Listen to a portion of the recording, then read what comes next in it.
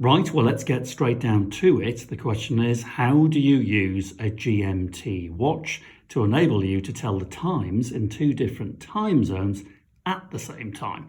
Well, luckily, it's nice and simple, and we're going to use this cracking Bulova Astronaut watch from 1968 as a perfect example. So this, as you can see, has the GMT bezel, and that's the thing that's going to help you tell the time in your two time zones. But first of all, let's just take a look at the face, and you've got the standard hour marker, the minute marker, sweeping second, and the third marker here is the GMT marker. Now that is the thing that's going to help you tell the time in another time zone, but currently you just leave it alone. You're ignoring it if you're in one time zone, and the GMT marker never needs to be set, by the way. You don't have to do anything to that thing. It just does its job perfectly and follows the other two markers. So take a look at the time. It's almost 1:45 here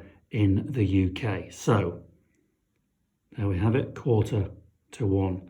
Look at the GMT marker as well. That's pointing towards almost the 1. So that's also telling you it's 1:45, but at the moment we can just ignore the GMT. But this is how it works. So let's pretend you're traveling abroad and you're going to a time zone that is 2 hours ahead of UK time. So always keep the GMT bezel on the 24-hour clock, the marker, the 24 marker right there. So we're moving on 2 hours to another time zone. So let's move the GMT marker on 2 hours. So go forwards.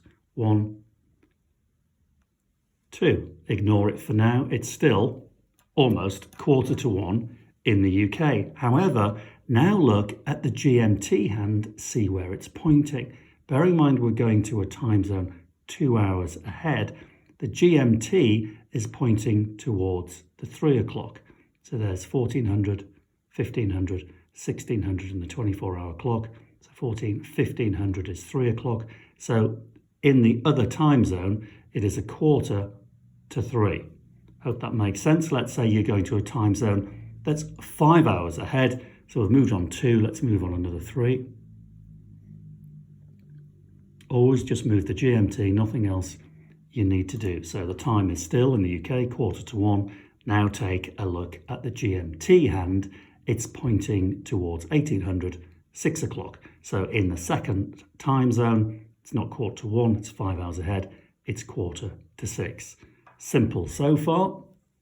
So that's if you're moving ahead in time.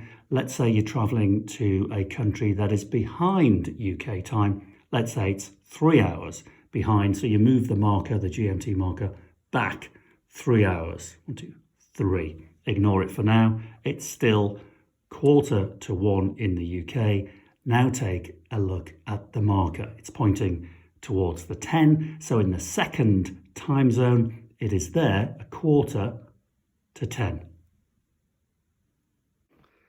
So there you have it, the GMT watch. It's a watch that not only looks the business, it really does know how to do the business.